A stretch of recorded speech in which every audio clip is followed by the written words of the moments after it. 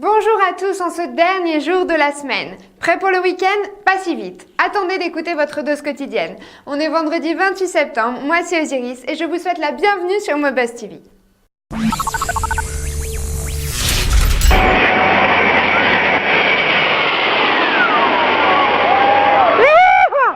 Ne vous inquiétez pas, ce que vous venez de voir n'est pas un vol commercial, car si ça l'avait été, je ne pense pas que les spectateurs auraient vraiment fêté le passage de cet énorme avion de cette façon. Il s'agit d'une démonstration aérienne au Portugal, dont la star a été cet Airbus 310, qui, comme vous pouvez le voir, s'en est sorti à merveille, même si je ne comprends pas l'utilité de se rendre à ce type d'événement pour être si près de l'engin et risquer sa peau. Surtout quand on a la possibilité de le voir tranquillement depuis son ordi, sur YouTube, sain et sauf. Ça ne vous est jamais arrivé de vouloir acheter quelque chose sur le net, mais de vous retenir par peur de donner vos données bancaires ou par manque de confiance en le si fameux paiement sécurisé? Parce que c'est vrai, on a tous entendu parler des arnaques cybernétiques. Et bien si c'est le cas, Wexpay est fait pour vous. En effet, le site est un nouveau moyen de faire ses achats sur Internet, comme avec des espèces, sans avoir à donner d'informations personnelles, sans avoir de compte bancaire, sans risque de fraude.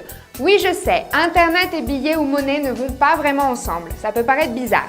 Et non, votre ordinateur ne sera pas muni d'une petite fente à billets genre péage automatique ou truc dans le genre. En fait, c'est super facile, je vous explique. Admettons que ce que vous voulez acheter vous coûte 10 €. Et bien vous prenez vos bifetons, vous rendez dans un point de change agréé Wexpay près de chez vous, ça peut être un bureau de tabac, une boutique de relais, etc. Et vous échangez vos sous contre un code à 7 chiffres qui supposera une commission de 1 € que l'on peut définir comme taxe de la paranoïa. Ensuite, vous revenez à votre ordi, faites votre achat sur un site également agréé Wexpay, introduisez votre code et voilà, c'est fait. Bon ok, c'est pas 100% anonyme vu que la livraison à domicile suppose la donnée de coordonnées personnelles, mais bon, ok, le charme de la fainéantise de tout acheter sans bouger son popotin du siège disparaît, mais pour ça on a toujours l'option carte de crédit, et puis les petites ristournes exclusives d'internet valent quand même le coup, non?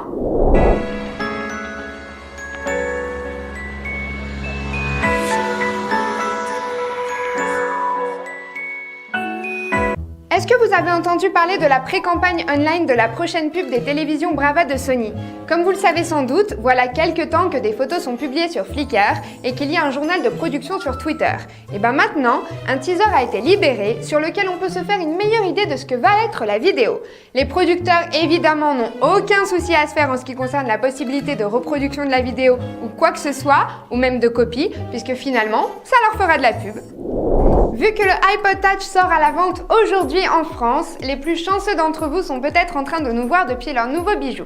Désolé par contre de vous annoncer que ceux qui avaient l'intention de le customiser ou de le pirater auront sûrement du mal, vu qu'apparemment le iPod Touch servira de cobaye pour tester les mesures de sécurité pour le iPhone. Citons Steve Jobs qui a dit que Apple et les hackers étaient comme le chat et la souris. Reste à définir qui joue le rôle du chat et qui est la souris. Le jeu Halo 3 a rapporté la modique somme de 170 millions de dollars 24 petites heures après sa sortie.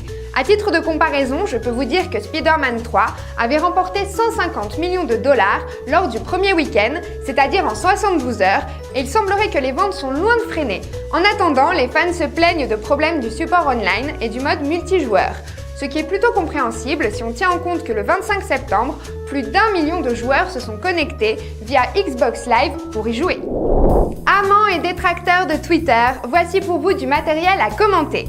Au jour d'aujourd'hui, devrait être dispo Tweedeo, un nouveau mashup de VSocial qui, comme son nom l'indique, permet d'uploader des vidéos sur Twitter. Parfait, qu'est-ce que vous en pensez? Est-ce que vous ne croyez pas qu'une grande partie de Twitter est justement due à sa simplicité? Vous vous imaginez en train de recevoir des bonjours et au revoir à la seconde ou même des vidéos sans même savoir de quoi il s'agit? Je sais pas, peut-être que dans un futur proche, des trucs comme Tweedeo se convertiront en outils incroyables au service des actualités people dans lesquelles les opinions fusent sans pied ni tête. Comme je vous l'ai dit, aujourd'hui c'est vendredi et comme d'hab, on vous a préparé un petit truc sympa. Mais cette fois, pas de vidéo, bien que ça marche plutôt fort sur YouTube. La recette?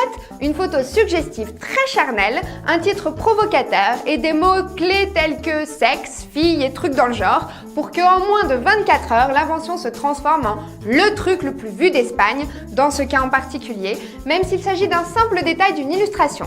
Moi je vous le laisse pour que vous jugiez par vous-même et vous souhaite un merveilleux week-end super osé. Gros bisous et à lundi sur Mobuzz TV. Ciao!